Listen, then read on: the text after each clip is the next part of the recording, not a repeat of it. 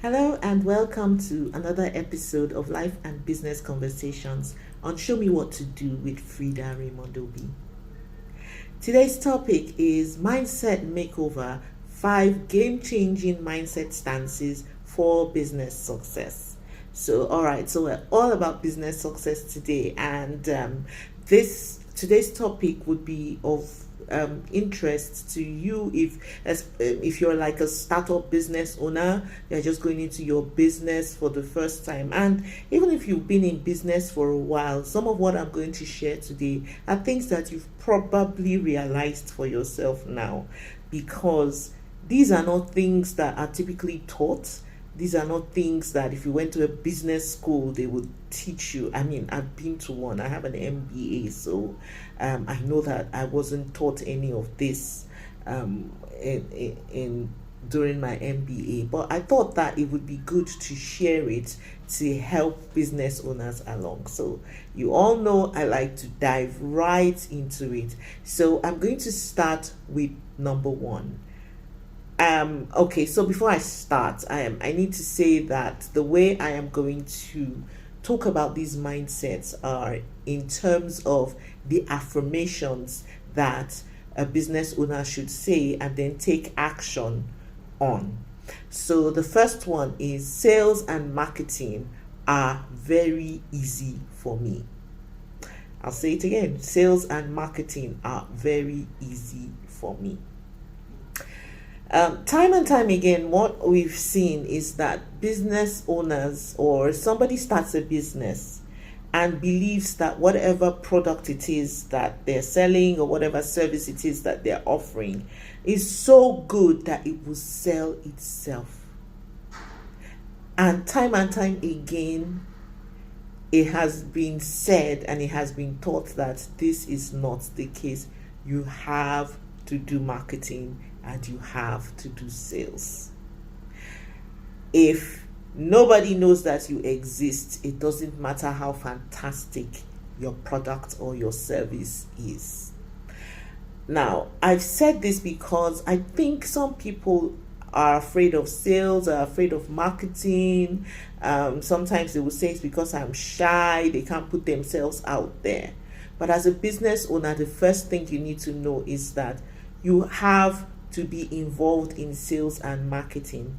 In fact, I would say that sales and marketing are the roles that you must never relinquish in your business. Look at some big business moguls. They still go ahead and market their business. Mark Zuckerberg does it whenever he comes and tells you, oh, this is the update for Meta. We're going into what's this thing they say they're doing, the metaverse. When he came and talks about the metaverse, and so that's all part of marketing. Richard Branson does it when he gets involved in adverts for Virgin Voyages, for instance, or even Virgin Atlantic Airlines and so on. Dwayne Johnson does it when he's marketing. I can't remember what his sportswear is called. Can you imagine? I knew it so well, but it's gone off right now. But when he's marketing his brand of sportswear, and also I think he has a vodka drink that he also markets. All I'm trying to say is that the first thing you need to know as a business owner is that there must be sales and marketing. You must be the chief marketing officer, and that it doesn't matter how big your business becomes, you must still get involved in marketing, because marketing is the lifeblood of your business.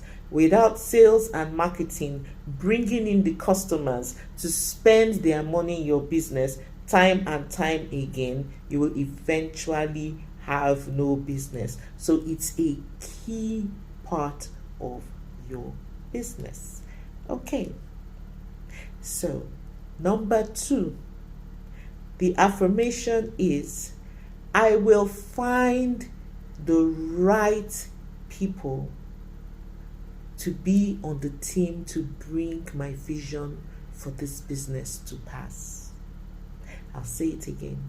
I will find the right people to be on the team to bring my vision for this business to pass. Okay, so one of the reasons why this why a business owner needs to have this mindset is because sometimes they go into the business and they're so good at what they do that they think nobody can do it like me. Hello. Anybody who thinks like that is not looking to build a big company, is not looking to build for legacy, and will eventually get burnt out and run out of business. The other fear is that where will I get the talent? Will I be able to afford them? You need to have that belief, which is why you need to do this affirmation that I'm saying.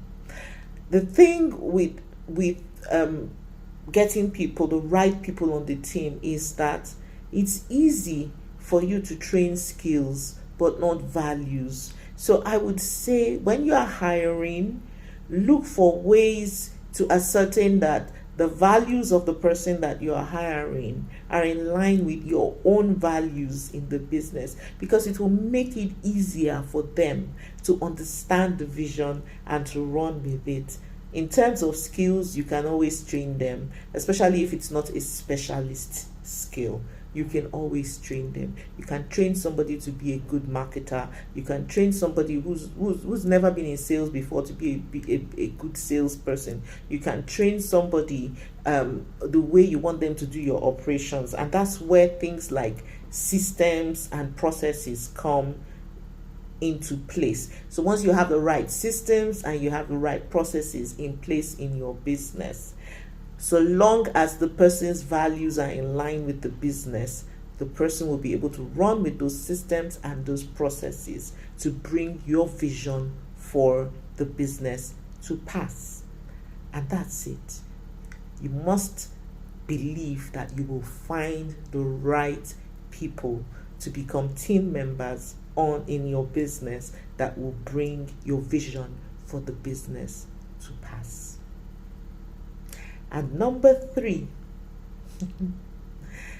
you must tell yourself that I understand every part of my business. In fact, this one comes from that famous quote, Jack of all trades is master of none.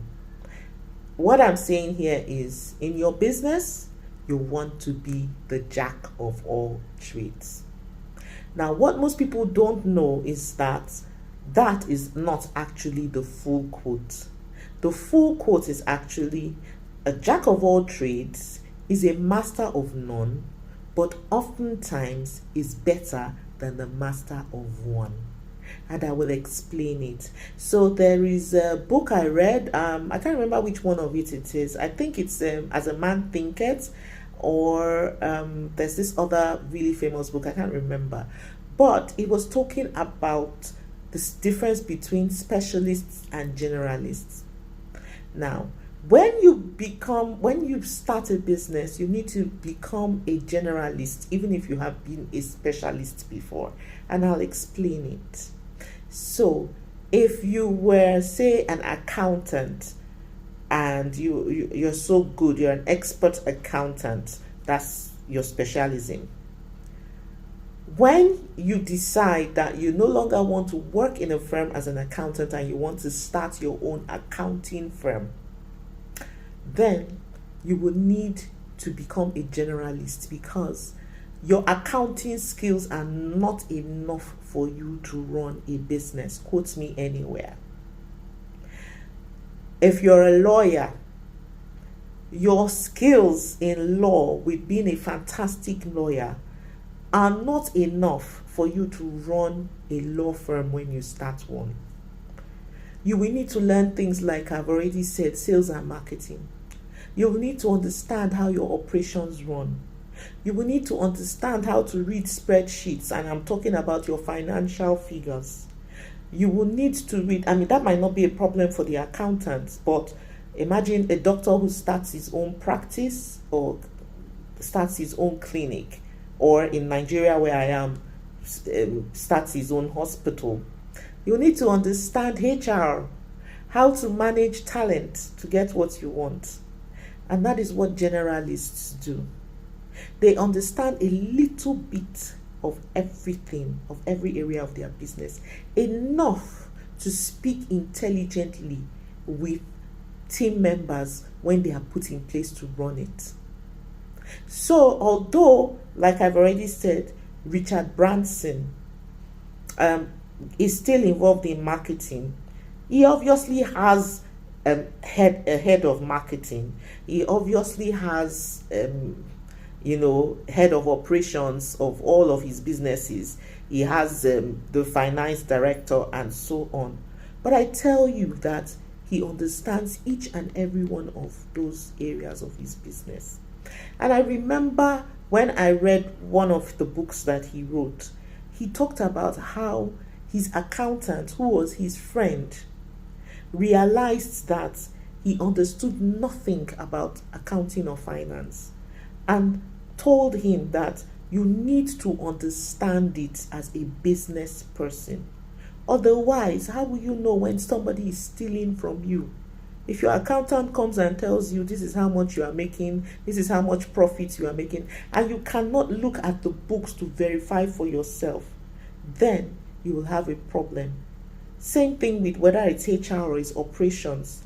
But if you have a little bit of understanding, which is where you're being a jack of all trades, then they will not be able to tell you bull. And that's it. You need to be a jack of all trades in your business so that you can speak intelligently with the people who are running every area of your business. So you need to tell yourself, I understand every part of my business. Which brings me to number 4. You have to be a vision translator. So the affirmation for that is, I am a great communicator. I am able to communicate my vision for this business effectively so that those that work with me can run to bring it to pass. So it's about declaring that you are able to communicate effectively. Because guess what? If you are not communicating effectively, or you are not communicating your vision for the business effectively, all of the people who work for you will run with what they believe should be the vision for the business, which might not be your vision. So it's very important that you are able to communicate what your vision is. Now, one of the things I do is I manage some social media accounts. But even when I say I manage them, I actually don't directly manage them. I have a team that does it. And the first person that I employed was just a very young girl, very young adult, and she is so good at graphics. And once we get an account and I sit down with her and I say, this is what this account is all about. These are their values.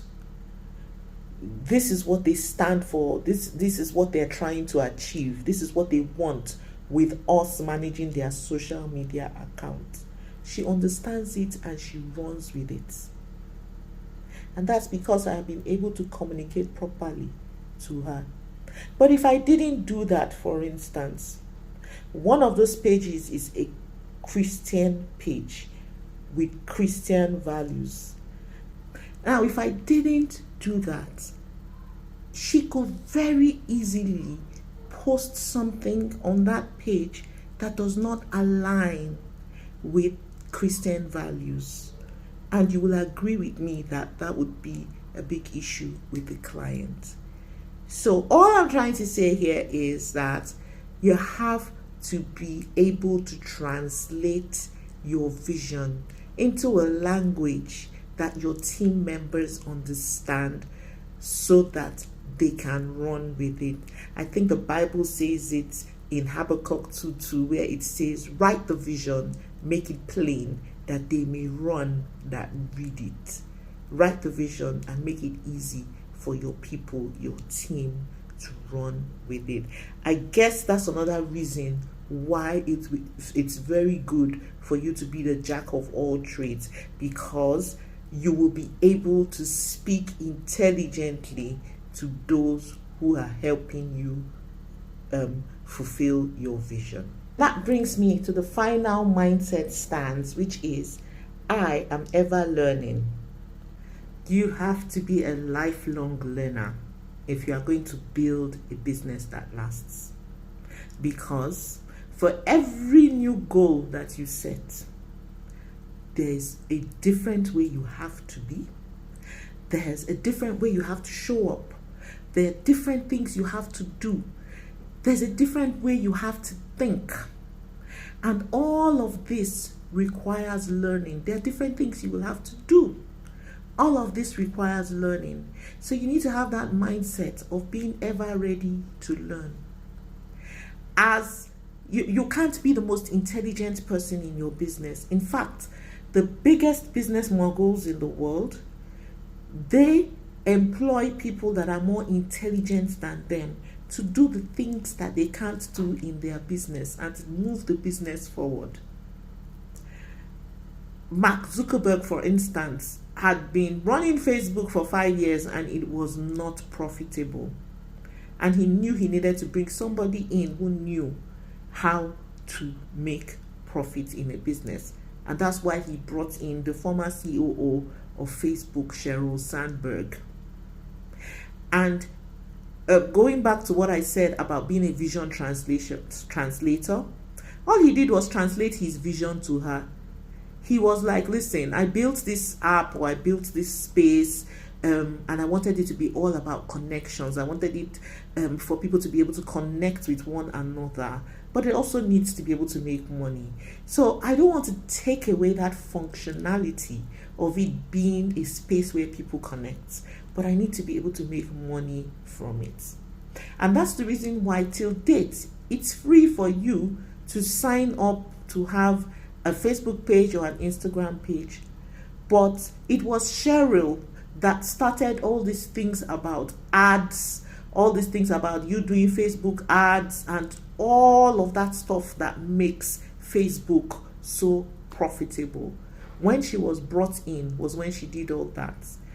And it was Mark Zuckerberg, knowing that he didn't have all of the intelligence, he didn't know it all. And that is why you have to be a lifelong learner in your business. You need to know the basics, and that takes learning. I've said it before, when you want to be the jack of all trades in your business, you will learn how to do sales, you will learn how to do marketing, you will learn operations, because sometimes you will be down there packing things with the packers. You will learn how to do invoicing. You will learn HR, human resources, how to manage talent. You will learn all of that. And so with learning, that's why we said, when I was talking about the jack of all trades and I talked about the specialists and the generalists, the best businesses are those that are run by generalists who know how to organize specialists. So they have the specialists in the business running and doing the things that the business does, and all they are doing is organizing those specialists. And it takes learning to do that. Okay. And also the thing with learning is that there's failure embedded in learning. So if you do something and it doesn't work, you learn from it, pick yourself up, and you move on. And that is it for the 5th point. I am ever learning. One thing is common with everything I have said today, and that thing is leadership.